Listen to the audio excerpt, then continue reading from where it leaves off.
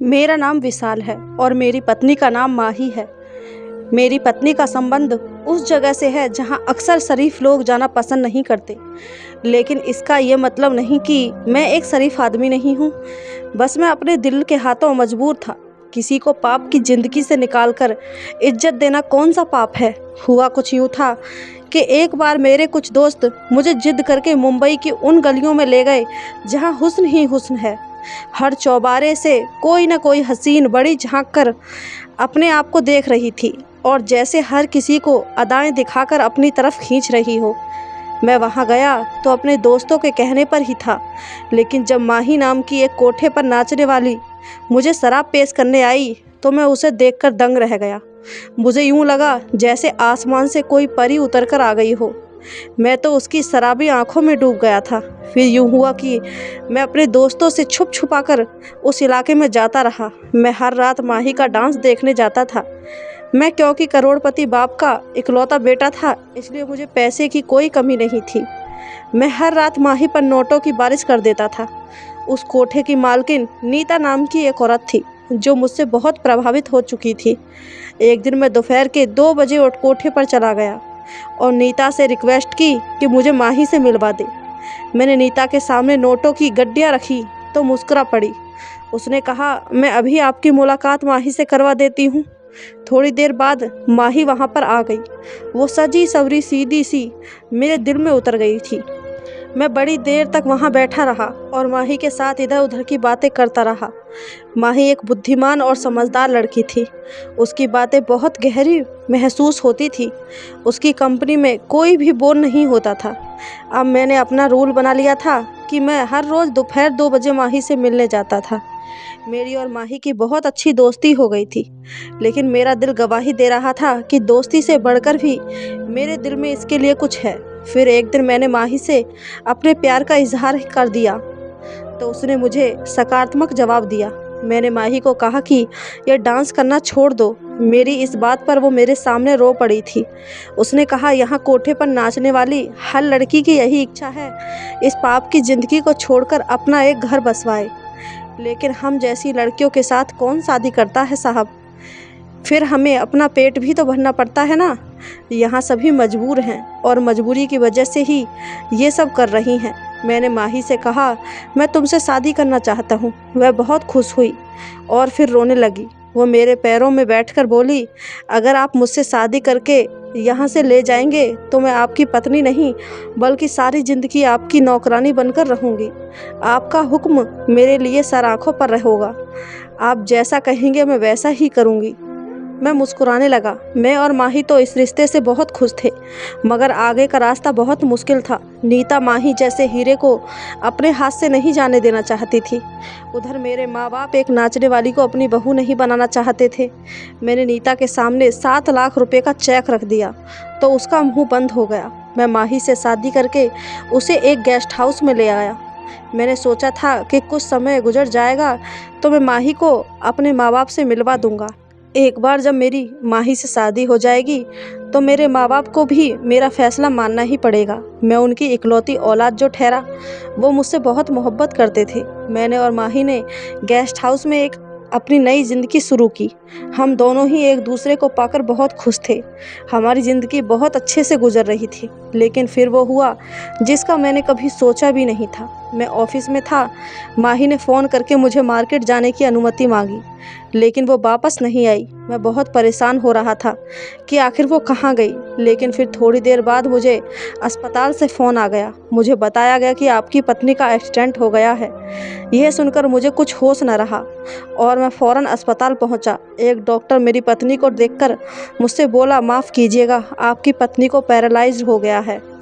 अब कुछ पता नहीं कि कब चल पाएंगी। यह सुनकर मैं बहुत रोया। ये सब कुछ इतना अचानक हुआ था कि मुझे संभालने का मौका भी नहीं मिला। मैं अस्पताल की बेंच पर बैठा बहुत देर तक रोता रहा। मेरी खुशियों को तो न जाने किसकी नज़र लग गई थी। अभी तो मैंने अपनी नई ज़िंदगी की शुरुआत की थी, मगर इतना बड़ा दुख जो मुझे अंदर तक तोड़ गया था। मैं सारा दिन रोता रहता था। जब मेरी हालत बेहतर ना हुई तो मैं अपने माँ बाप के पास अपने गांव चला गया। मेरे पिता बहुत बड़े जमींदार थे। जब मैं गांव वापस गया तो मेरे माँ बाप बहुत खुश हुए। मेरे पापा बोले, शुक्र है आ तो गए हो बेटा, अब तुम खुद ही संभालो ये ज़मीन। मेरी बूढ़ी हड्डियों में अब इतनी ताकत नहीं रही कि मैं इन ज़मीनों की रखवाली कर सकूं। मैं अपने पिता के गले लगकर रोने लगा। मैंने अपने पापा को बताया कि मैंने माही के साथ छुपकर शादी कर ली थी। हमारी शादी को अभी 2 महीने ही गुजरे थे कि उसका एक्सीडेंट हो गया और अब उसे पैरालाइज्ड हो गया है। माँ और पिताजी मेरी बात सुनकर बहुत परेशान हो गए। मैंने पापा को अपनी मजबूरी बताई कि मैं माही को अस्पताल में अकेला नहीं छोड़ सकता। मैंने उनसे कहा, आप माही की सेहत के लिए भगवान से प्रार्थना करना कहो और उनसे वादा किया कि जब माही ठीक हो जाएगी तो मैं गांव वापस आ जाऊंगा। मेरे माता पिताजी इस बात पर तैयार हो गए और फिर मैं वापस शहर लौट गया। माही 2 हफ्तों से खाट में थी। मैं हर दिन अस्पताल की बेंच पर घंटों बैठा रहता, लेकिन मुझे डॉक्टर माही से मिलने न देते थे। वो कहते थे कि मरीज के पास हम किसी को भी ज़्यादा देर के लिए नहीं छोड़ सकते। डॉक्टर मुझे हर रोज़ 10 मिनट के लिए माही के पास जाने देते थे। मैं माही के पास रहने के लिए डॉक्टर की खुशामद करता रहता। मुझे जैसे ही इजाज़त मिलती तो मैं रो रो कर माही से कहता, माही तुम ठीक क्यों नहीं होती हो? माही तुम जल्दी से ठीक हो जाओ, मैं तुम्हारे बगैर नहीं रह सकता। मुझे लगता था जैसे वो मेरी बात मान लेगी और ठीक हो जाएगी। मैं उसे बस इतना ही कहता रहता, माही तुम जल्दी से ठीक हो जाओ। मैंने माँ पिताजी को भी मना लिया है, लेकिन वह ना उठती थी और ना कुछ बोलती थी। आज जब मैं माही से मिलने गया तो मैंने देखा कि उसने अस्पताल की वर्दी नहीं पहनी हुई थी। मैंने एक नर्स से पूछा कि ऐसा क्यों है, तो वो बोली, मरीज अस्पताल की वर्दी में तंग हो जाता है। अब हम हर रोज़ आपकी पत्नी के कपड़े चेंज कर दिया करेंगे ताकि जल्द ही अपनी ज़िंदगी की तरफ लौट आएँ। मुझे इन बातों की कोई समझ नहीं थी, इसलिए मैं खामोशी से वापस लौट आता था। लेकिन अब मैंने नोट किया था कि माही के कपड़े हर रोज़ चेंज किए जाते हैं। उसने जो भी कपड़े पहने होते वे बिल्कुल भी आम कपड़े नहीं होते थे, वो सभी बहुत महंगे कपड़े होते थे। ये बात मेरी बिल्कुल भी समझ नहीं आती थी। अस्पताल वाले अपने पास से कपड़े लेकर उनको सिलवा कर मरीज को पहनाते थे। फिर मैंने देखा कि माही के चेहरे पर मीठे मीठे से मेकअप के निशान भी होते थे। मुझे बड़ी हैरत हुई। मैंने नर्स से पूछा, चलो कपड़े तो आप लोग चेंज कर देते हैं, लेकिन ये चेहरे पर मेकअप के मीठे मीठे निशान कहाँ से आते हैं? आखिर ये सब क्या है? मैंने देखा था कि नर्स मेरे सवालों से घबरा सी गई थी। अब मुझे माही की बहुत फिक्र हो रही थी। बहुत डर लग रहा था कि कहीं उसके साथ कुछ गलत तो नहीं हो रहा। इसलिए मैंने सोच लिया था अब उस अस्पताल की असलियत जानकर ही रहूँगा। मैंने उस अस्पताल के बारे में बहुत छानबीन की, मगर हर तरफ के बहुत अच्छा जवाब मिलता रहा। लेकिन फिर मेरी पत्नी के साथ क्या हो रहा था? मैं शाम को जब माही से मिलकर आता तो वह आराम कर रही होती थी और उसके चेहरे पर किसी तरह का मेकअप नहीं होता था।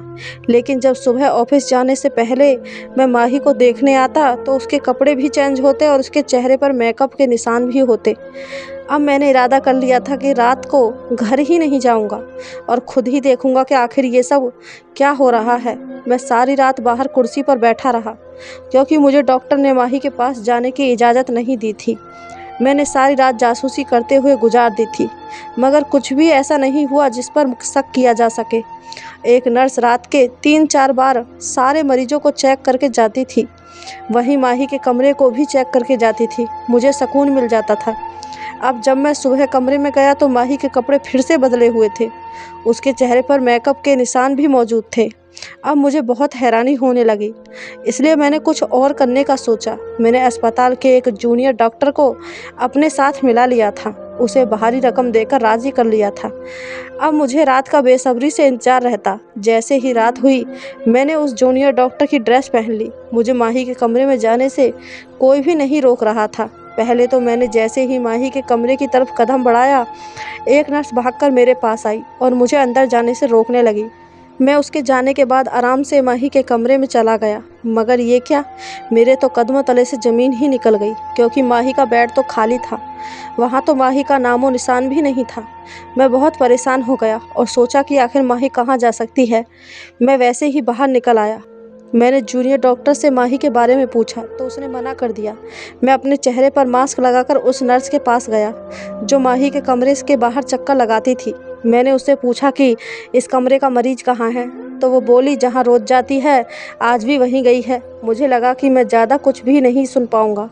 मैंने धड़कते दिल के साथ उससे पूछा आखिर वो कहाँ जाती है, तो वो मुस्कुरा कर बोली, ज़्यादा होशियार मत बनो, आप भी तो सब कुछ जानते हो, मुझे क्यों फंसा रहे हैं?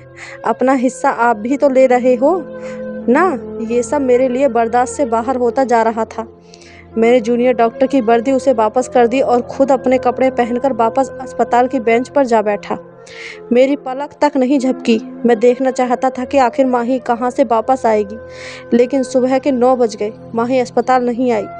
एक नर्स मेरे पास से गुजरी तो मैंने उससे कहा कि मैं अपनी पत्नी से मिलकर ऑफिस जाना चाहता हूँ। तो वो बोली, जी आप जाकर मिलें, आपके पास 10 मिनट हैं। मैं इजाज़त मिल गई। बड़ी तेज़ी से माही के कमरे में दाखिल हुआ। माही अपने बेड पर मौजूद थी। उसने आज फिर से कपड़े चेंज किए हुए थे और हर रोज़ की तरह उसके चेहरे पर मेकअप के निशान थे। अब मेरे समझ में सारा मामला आ चुका था। मुझे मालूम हो चुका था कि जो कोई भी माही को रात में बिस्तर से अगवा करता है वह उसको अस्पताल के पीछे दरवाजे से लेकर जाता है। इसलिए मैंने यही फैसला कर लिया था कि मैं अब अस्पताल के पिछले दरवाजे की निगरानी करूंगा। मैंने अस्पताल वालों के साथ एक चाल चलने की कोशिश की। मैं माही के कमरे में गया।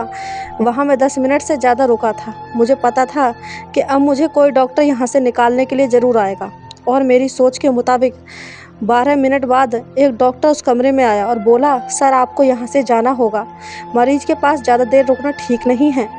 मैंने इस बात पर सर हिला दिया। डॉक्टर साहब, मैं 2-3 दिन के लिए अपने गांव जा रहा हूँ, इसलिए मैं अस्पताल के चक्कर नहीं लगा पाऊँगा। आपसे गुजारिश है कि आप मेरी पत्नी का ख्याल रखिएगा। किसी भी तरह की इमरजेंसी में मुझे कॉल करके बुला लीजिएगा। डॉक्टर ने माही का ख्याल रखने के लिए मुझे यकीन दिलाया, तो मैं उनसे मिलकर अस्पताल से बाहर निकल गया, ऑफिस चला गया और शाम को जब ऑफिस से लौटा तो अपना भेष बदलकर चेहरे पर मास्क लगाकर अस्पताल के पिछले हिस्से में जाकर बैठ गया। मुझे थोड़ी देर गुजरी होगी जब मैंने कुछ ऐसा देखा जिसे देखकर मेरा दिल ही बैठ गया था। माही अपने कदमों से चलकर अस्पताल से बाहर निकल कर आ रही थी और फिर वो एक बड़ी सी गाड़ी में बैठकर चली गई। उस लम्हे में मैं बहुत ही तकलीफ से गुजर रहा था। दुख, दर्द, परेशानी, हर चीज़ ने मुझ पर हमला कर दिया था। मेरा दिल चाह रहा था कि मैं यहाँ बैठकर ज़ोर ज़ोर से रोना शुरू कर दूँ, लेकिन मेरा माही के पीछे जाना भी ज़रूरी था। इसलिए मैं माही की गाड़ी का पीछा करने लगा। आज शायद मेरी ज़िंदगी का सबसे बुरा दिन था, जो मुझे सदमे पर सदमा मिल रहा था।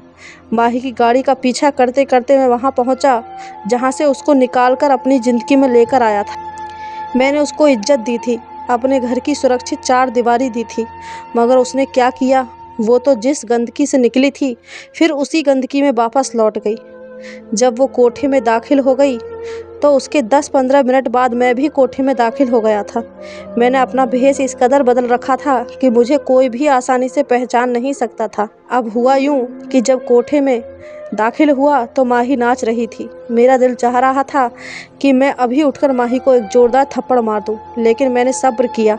मैं जानना चाहता था आखिर माही ये सब क्यों कर रही थी, उसने मुझे धोखा क्यों दिया। अगर उसे नाचने का इतना ही शौक था तो उसने मेरे सामने अच्छाई का ड्रामा क्यों किया था। डांस देर रात तक चलता रहा। सुबह 4 बजे के करीब सभी अपने अपने घरों को वापस जाने लगे, लेकिन मैं वहाँ से उठा जब हॉल खाली हो गया तो मैं उठकर माही के सामने खड़ा हो गया। मैंने अपने चेहरे से मास्क हटाया तो वो मुझे देखकर हैरान हो गई। उसका चेहरा डर के मारे लाल हो चुका था। मेरी आंखों से आंसू आ गए थे। मैंने रोते हुए कहा, माही, अगर तुम ये सब छोड़ नहीं सकती थी तो तुमने क्यों मुझसे कहा मैं तुमसे शादी करूं? मैंने अपने माँ बाप का दिल दुखाया, लेकिन फिर भी तुम मेरी नहीं बनी।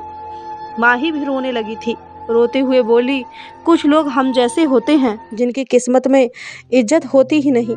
मैं तुमसे शादी करके बहुत खुश थी कि अब मुझे किसी के सामने नाचना ही नहीं पड़ेगा, इज्जत की ज़िंदगी गुजारूंगी। लेकिन फिर कुछ ऐसा हुआ कि मजबूर होकर मैं फिर से कोठे पर आ गई। मैंने चिल्लाकर पूछा, मुझे भी तो बताओ, तुम्हें ऐसी कौन सी मजबूरी आ गई थी कि तुमने ये सब किया? उसने बताना शुरू किया कि तुमसे पहले एक सेठ मेरी ज़िंदगी में था, वो भी मेरे डांस का बहुत शौकीन था। उसने मुझ पर पैसा पानी की तरह बहाया था। नीता उसे जवान दे बैठी थी कि मैं उसके सिवा किसी और के सामने नहीं नाचूंगी, मगर फिर अचानक से वो सेठ गायब हो गया। उसने मेरे लिए पैसे भेजने छोड़ दिए थे। नीता ने 2 महीने इंतज़ार किया, लेकिन जब उसकी तरफ से कोई जवाब नहीं आया तो उन्होंने मुझसे एक बार फिर भरी महफिल में डांस करवाना शुरू कर दिया। उन्हीं दिनों मेरी नज़र तुम पर पड़ी थी। तुम एक दिन मेरा डांस देखने आए थे तो मुझे बहुत ही अच्छे लगे थे। फिर यूँ हुआ कि हम दोनों की मोहब्बत परवान चढ़ गई और फिर तुमने 7 लाख रुपए देकर मुझे खरीद लिया। लेकिन हमारी शादी के 2 महीने बाद ही वो सेठ भी वापस आ गया। उसने नीता से कहा अगर वो दोबारा डांस नहीं करने लगी तो माही के पति को जान से मरवा देगा, नीता के भी टुकड़े टुकड़े करके कुत्तों के सामने डलवा देगा। मैं ये कैसे बर्दाश्त कर सकती थी मेरा पति मुझसे छिन जाए। मैंने आपकी जान बचाने के लिए उसकी बात मान ली। वो मुझे जैसा कहता गया मैं वैसा ही करती गई। उसने कहा कि मैं आपसे दूर हो जाऊं और हर रात उसके सामने नाचूं। इसलिए मैंने अपने झूठे एक्सीडेंट का बहाना किया और एक डॉक्टर को अपने साथ मिला लिया। फिर मैंने अस्पताल की नर्सों को भी अपने साथ मिला लिया था। सेठ के कहने पर मैंने फिर से कोठे पर नाचना शुरू कर दिया था ताकि उसका ध्यान तुम्हारी तरफ से हट जाए। मेरे लिए यही काफ़ी था कि तुम हर रोज़ 10 मिनट के लिए मेरे पास आ जाते थे। मैं तुम्हारा चेहरा देख लेती थी, तुम्हारी खबर मुझ तक पहुंच जाती थी। मैंने माही से पूछा तुम बताओ क्या तुम अपनी ज़िंदगी में खुश हो? तो वह रोती हुई बोली अब इज्जत की ज़िंदगी का मज़ा चख चुकी हूँ और अब मुझे मजबूरी की ज़िंदगी अच्छी नहीं लगती। मेरा दिल करता है कि सेठ फिर से कहीं गायब हो जाए और मैं तुम्हारी ज़िंदगी में वापस आ जाऊँ।